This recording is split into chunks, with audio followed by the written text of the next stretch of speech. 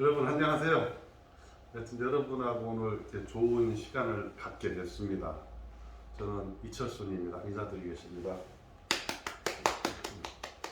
여러분들은 저는 사실 대단하신 분들이라고 생각합니다. 왜냐하면 여러분들 사실 이 보험은 생각하기가 참 싫은 상품이거든요. 우리가 뭐 루비통이나 뭐 샤넬이나 좋은 차들은 막 서로 찾는 탐색품인데 이 보험은 죽고 뭐 다치고 병들고 입원하고 뭐 이런 얘기를 해야 되잖아요. 그래서 가족이 죽어서 아프고 마음이 아프고 이런 얘기를 해야 되는 것을 하고 싶지 않은데 누구나 또 겪어야 되는 일인데 여러분들이 이런 것을 생각하시고도 오늘 이 자리에 오셨다는 것은 대단히 잘하신 분들이다. 그래서 인생을 계획을 세우실 수 있는 분들이다. 여러분들은 성공하셨거나 앞으로 성공할 가능성이 많다라고 생각을 합니다. 자, PPT 화면을 보시면 그래서 제가 제목을 그렇게 썼습니다. 한 번은 꼭 진지하게 생각해 봐야 된다라고 판단했습니다. 그래서 그런 내용을 했고요. 오늘 저랑 1시간 반 정도 대화를 할 텐데 여러분들한테는 유익한 시간이 되기를 바라겠습니다. 다음 페이지를 보면 제 소개를 하고요. 그 보험 관련된 용어에 대해서 여러분들이 좀 알아야 될 것들 제가 설명해 드리고 또 계약자하고 피보험자, 보험을 가입하는 사람 입장에서 꼭 책임을 져야 되는 것들, 물론 보험에 대한 책임도 약간은 언급해 드릴 겁니다. 세 번째는 여러분들이 내는 보험료를 어떤 기준으로 가입을 해야 되는가, 그거를 알아보는 시간을 갖도록 하겠습니다. 이 사진을 보면 마을의 전형적인 시골 마을이죠. 여기가 제가 태어난 곳입니다. 여기가 저희 집입니다. 여기가. 그래서 좀 멀리서 본 사진이고요. 제가 여기서 나고 자라고 고등학교를 졸업을 했어요. 그리고 대학을 가고 군대를 갔다 왔습니다. 그때만 해도 젊고 잘생겼는데 이렇게 세월이 좀 흘렀네요. 네. 그리고 그러고 나서 제가 회사 생활을 시작을 하면서 현재 하고 있죠. 아마 요 전까지나 요까지가 여러분들이 경험한 과정일 수도 있고 아니면 저와 같이 이렇게 회사 생활을 열심히 하고 있거나 직장 뭐 다른 생활을 사업을 하거나 이렇게 할 수 있죠. 공부하고 있을 수도 있고 그렇습니다. 자, 그 다음에 이제 보면 열심히 이제 회사 생활하면서 이렇게 보험과 관련된 자격증을 뭐 많이 좀 땄습니다. 그래서 여러분들이 이거에 대한 내용은 잘 모르실 거고 하여튼 어쨌거나 저는 열심히 살았다. 열심히 살다 보니까 이렇게 또 가족도 좀 생기게 되고 아들, 딸, 집사람하고 이렇게 좀 단란하게 살고 있는 과정입니다. 그 다음에 열심히 살다 보니까 네? 제가 많이 아픈 경험을 하게 됐습니다. 그래서 안타깝게도 이렇게 병원 신세를 지는 일이 생겼어요. 회사 생활 열심히 하다 보니까 술 먹고 과로하고 담배 피고 좀 그렇게 생활을 했죠.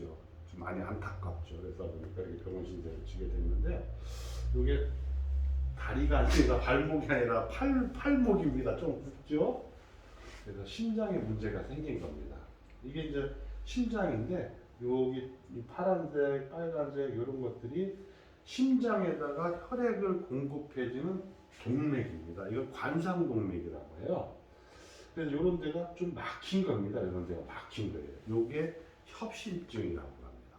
허혈성 심질환 이따 또 나오겠지만 이런 병에 걸리고 심방세동, 그래서 심장에 4개의 좌심방, 우심방, 좌심실, 우심실이 있는데 그 중에서 쫙 점화 플러그 마냥 심장을 꾹 짜줘서 피를 보내는 신호를 보내는 심극이라는 데가 있는데 이게 불규칙하게 뛰는 거라서 그거를 절제를 초음파로 지지는 이런 수술을 했습니다. 그거를 심극 절제 도제술이라고 해요.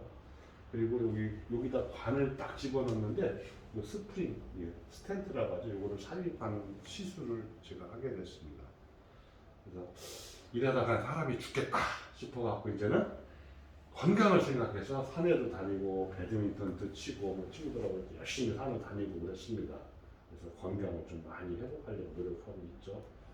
족구도 열심히 하고 재미난 표정이지만 그래서 열심히 운동을 하고 있습니다.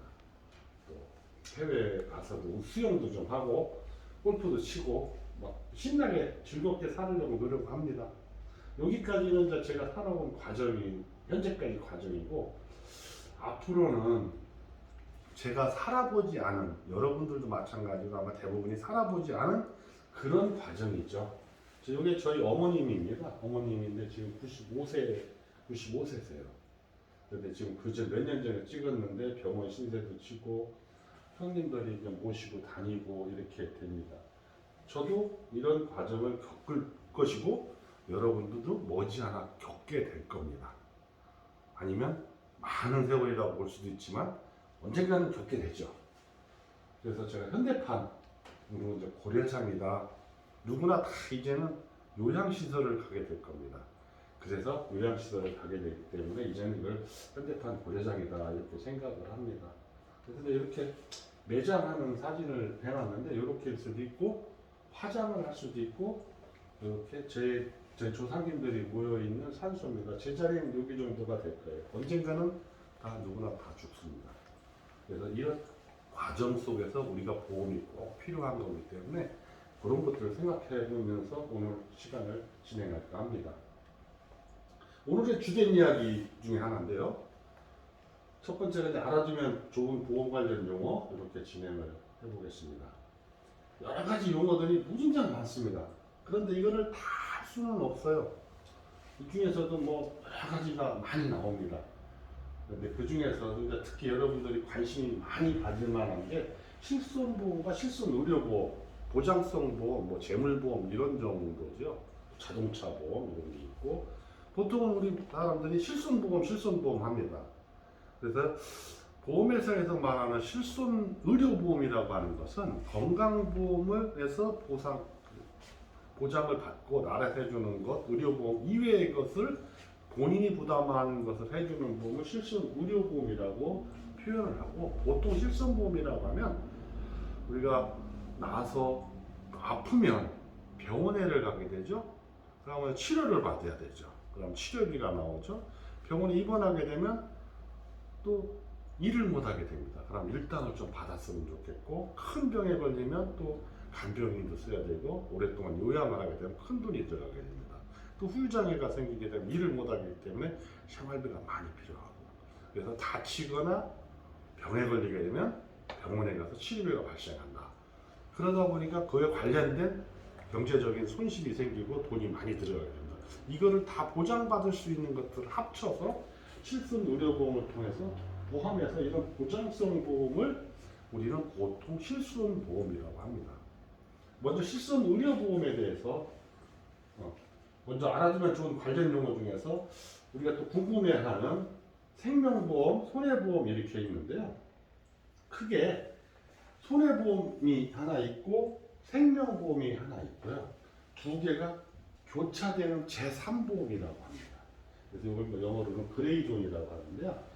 생명보험은 먼저 위험보장 측면으로 사람의 생존과 사망에 관련돼서 주로 하고, 일반적으로 길게 상품을 판매하고 있고, 정해진 금액으로 보상하는 거고, 중복보상이 가능하고, 종신보험, 뭐 연금보험, 정기보험, CI보험, 크리티컬 일리스라고 하는 보험이 있죠.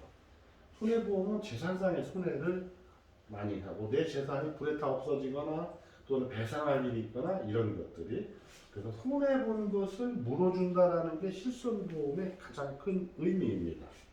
그래서 중복보상은 되는 것도 있고 안 되는 것도 있고, 대부분이 이익과 관련돼서 비용적인 측면에서 손해본 것만 준다. 그래서 중복보상은 안 된다라고 표현했는데 되는 것도 있고 안 되는 것도 있고 그렇습니다. 재산보험은 양쪽에 다 해당되는 것으로 상해 질병 간병 부분이 재산보험이라고 보면 되죠. 이건 정액 또 실손보상이 양쪽이 되고 있고요. 뭐 상해보험이나 질병보험, 간병보험, 손해보험은 자재, 자동차, 해상보험, 이런 상해보험 이런 것들이 해당됩니다. 다음은 이제 우리가 그 실손의료보험에 대해서 또는 건강보험에 대해서 얘기를 할 텐데요. 여러분들 우리나라 건강보험이 좋다고 생각하세요? 어떻게 생각하세요?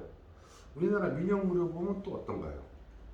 혹시 옆에 계신 분은 우리 성함은 잘 모르겠는데 건강보험이가 좋다고 생각하세요? 아프다고 생각하세요? 네, 맞습니다. 겁나게 좋습니다. 그래서 사실은 대부분의 나라의 해외에 가서 다치거나 병 걸리면 우리나라에 와서 아파야 할 만큼 좋다고 그럽니다. 실제로 미국에서 중환자실에 가면 하루에 700만 원, 1000만 원씩 이렇게 나옵니다.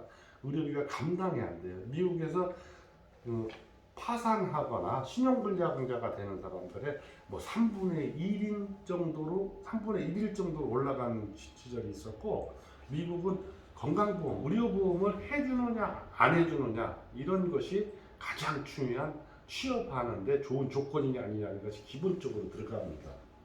이건 좀 다 건강보험 당연지정제와 관련된 얘기니까 한번 또 설명드릴게요. 우리나라는 건강보험 당연지정제가 되어 있는 나라입니다.